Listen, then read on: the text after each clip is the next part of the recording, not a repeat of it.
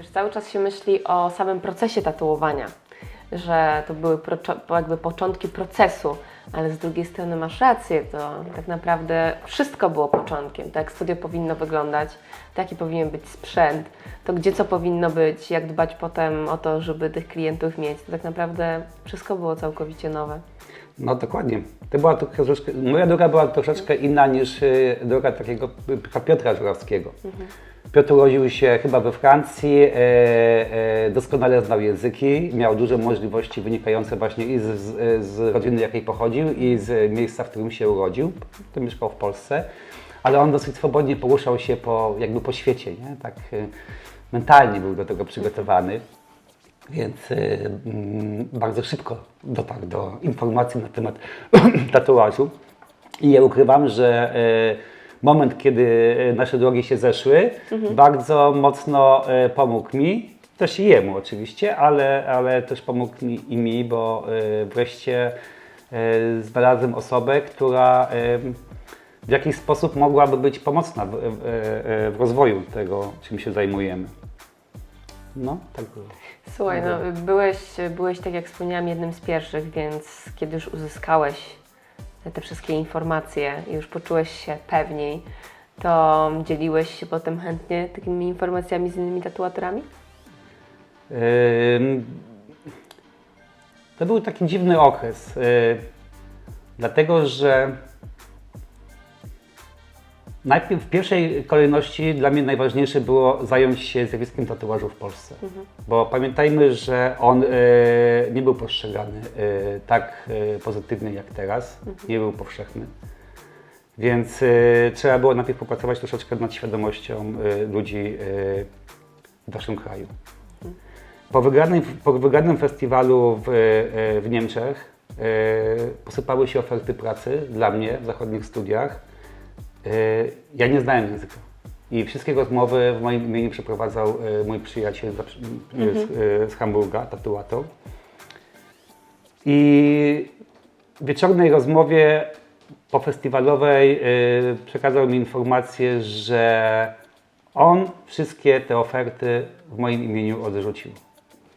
Dla mnie to był taka sekunda, kiedy troszeczkę poczułem się załamany, bo jak to z jednej strony mi się otwiera świat, marzenie wejść z butami w taką scenę, a facet mi mówi, kurczę, że on mi zamyka te drzwi, to no nie. I zadecydował za Ciebie. Zadecydował za mnie, ale mi bardzo szybko wytłumaczył. Powiedział, że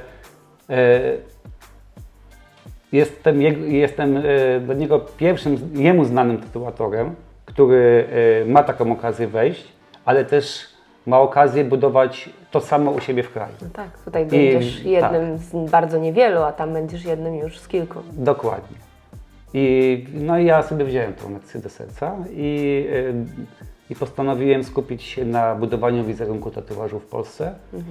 I robię to do dnia dzisiejszego. Do tego właśnie angażuję się bardzo chętnie w przeróżne akcje, które dotyczą tatuażu. Rozmawialiśmy dzisiaj o tym, super. Opowiedz o tym od razu.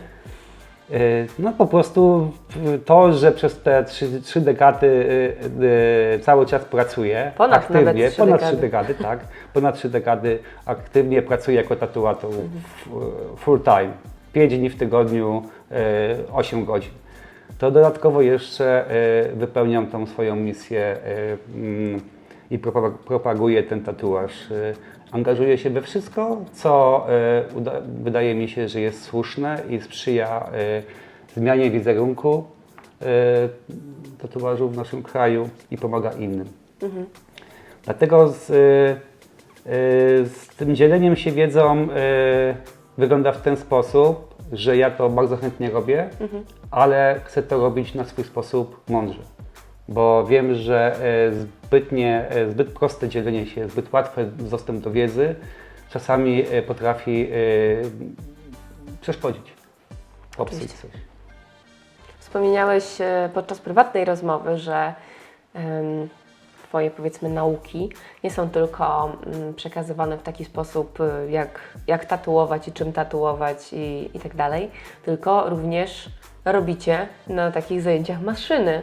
To znaczy maszynki do tatuażu, gdzie razem je lutujecie i tak naprawdę wszystko to powstaje od podstaw, tak jak to było kiedyś.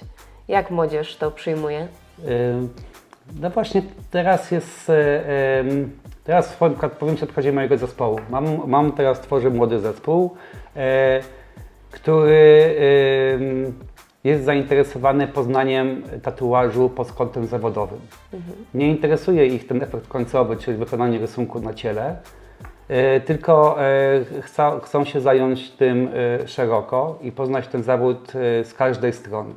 I do tego potrzebna jest ich świadomość. A żeby mieć tą świadomość, potrzebny jest właśnie ktoś, kto Ci opowie o aspektach naszego zawodu. I rzeczywiście poznajemy wszystkie czynności od podstaw. Musimy umieć zbudować sobie przede wszystkim własne narzędzia do wykonywania tatuażu. To są takie rzeczy techniczne, nie? Które trzeba. Pracujemy nad etyką naszego zawodu. Oni pracując ze mną, słuchając tego, jak ja tworzę relacje z klientami, są w stanie zrozumieć, dlaczego ten tatuaż jest ważny przede wszystkim nie dla nas jako osoby wykonujące jakiś wzór i skupiające się na własnych ambicjach, ale przede wszystkim dla klienta, bo tatuaż bez klienta nie istnieje. Oczywiście. To jest relacja dwustronna. Więc to jest taki bardzo ważny aspekt w mojej pracy.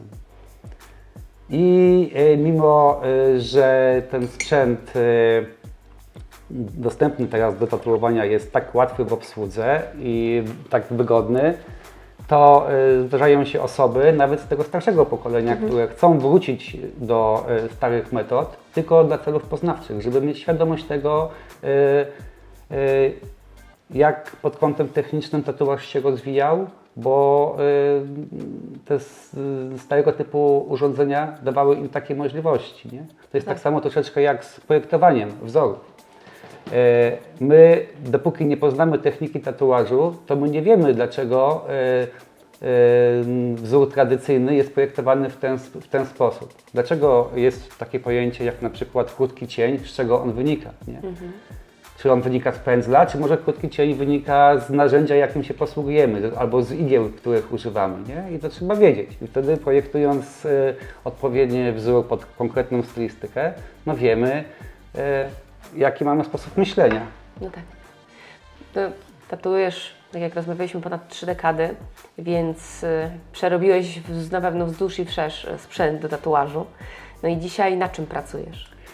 Dzisiaj pracuję na czym chcę przede wszystkim, mam taką Najczęściej swobodę, ale oczywiście sięgam po najbardziej dla nas dostępny sprzęt, to są kartridże z Quadrona i igły na drutach również Quadrona. Uważam, że przede wszystkim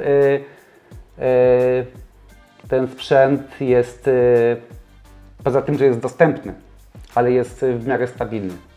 Więc zdarzają się jakieś momenty, kiedy gdzieś jest jakiś luz, na przykład w kartridżu, bo igły na drutach to są igły na drutach. One są spoltowane, tutaj nic nie można zarzucić, muszą być dobre. Z kartridżami jest troszeczkę inna technologia. Czasami zdarzają się te luzy, ale wyjątkowo rzadko. I jakieś tam takie preferencje samych tatuażystów, którzy u nas też pracują, że potrzebują mieć igły twarde, igły miękkie, w zależności od stylistyki pracy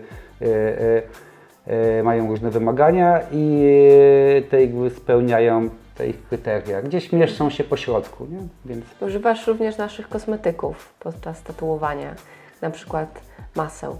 Jaki wpływ tak naprawdę mają takie kosmetyki na tatuaż, na tatuowanie, na cały proces tatuowania?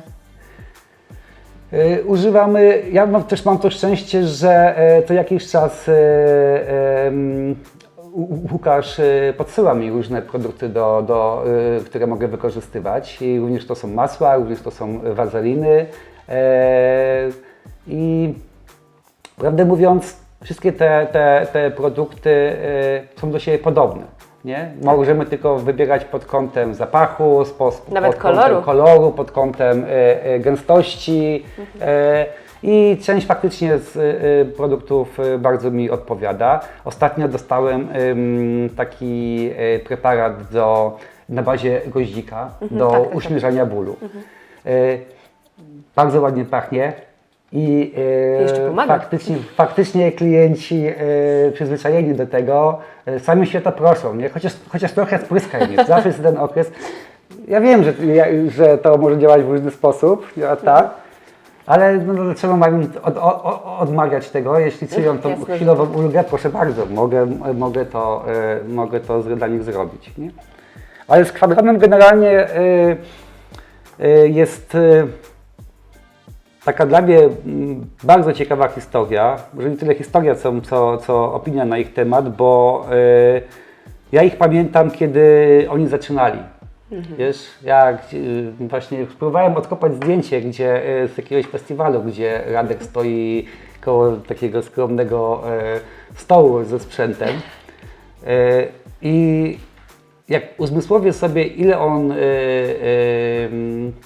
pracy włożył w to, żeby dojść do tego miejsca, jaką drogę i przy okazji ile on dał możliwości tatuażystom pracującym w Polsce, to jestem naprawdę pełen podziwu, bo ta scena również dzięki jego działaniom mocno się rozwinęła, bo przede wszystkim nikt nie musiał szukać tego sprzętu. On na czas, w danym momencie zawsze miał gotową ofertę na nas. Mało tego, to się nie zamykało tylko na sprzedaży sprzętu, ale również był w stanie sprowadzać bardzo dobrych, topowych tatuażystów do Polski na różne festiwale i dawać nam możliwość podpatrywania ich przy pracy i konfrontowania tego.